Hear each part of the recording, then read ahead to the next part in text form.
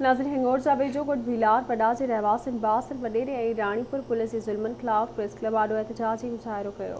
Report कर रहा है सिकंदर तुनियो। हिंगोर जे ॻोठ भीलार वॾा जे औरतुनि ऐं मौसूम ॿारड़नि बासर वॾेरे पारां ज़र ज़मीन ते मुबीना कब्ज़े ऐं राणीपुर पुलिस जे ज़ुल्मनि ख़िलाफ़ प्रेस क्लब हिंगोर जा पहुची एहतजाजी मुज़ाहिरो कयो आहे। एहतजाज कंदड़ औरतुनि आवाज़ टीवी न्यूज़ सां ॻाल्हाईंदे चयो त मुंहिंजे भाउ खे जेके ॿारूं ॾींहं वियल उनखे जेको बि थियो अलाए पुलिस मुक़ाबिलो कनि अलाए मुंहिंजे भाउ खे मारे छॾनि उनजे ज़िम्मेवार इम्तियाज़ मुलाज़िम तौफ़ीक़ जब्बार उनजे ज़िम्मेवार उहे आहिनि। असांखे मौत मारियूं धमकियूं था ॾियनि त तव्हां ज़मीन तां बि हथु खणो पंहिंजे भाउ तां बि हथु खणो। DIG खे था चऊं SP खे था चऊं त असां सां मदद कनि असांजे बनीअ तां बि कब्ज़ो हटाइनि मुंहिंजे भाउ खे बि बाज़ाब कनि। हिकमत अली आहे 1 तारीख़ खां राणीपुर हाज़ुरीअ ते वियल उतां कोरठ जे अॻियां मुंहिंजे भाउ खे खणाए छॾियो अथनि।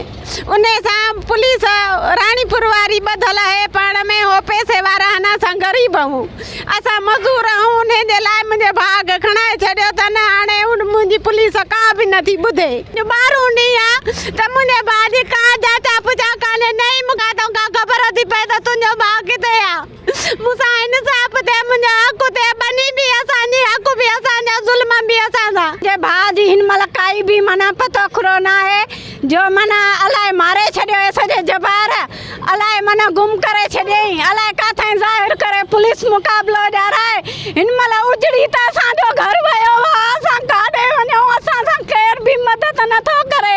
एहतजाज कंदड़ औरतुनि आला इख्तियारनि ऐं इंसानी हक़नि जे तंज़ीमुनि खां मुतालबो कयो त बासर वॾेरे ऐं राणीपुर पुलिस ख़िलाफ़ कार्रवाई करे 12 ॾींहं अॻु पुलिस पारां गुम कयल हुकूमत अली भीलार खे आज़ादु कयो वञे ऐं ज़र ज़मीन तां कब्ज़ो ख़तमु कराए ॾिनो वञे। कैमरामैन गुलाम अकबर तुनियो सां गॾु सिकंदर अली तुनियो आवाज़ टीवी न्यूज़ हिंगोर।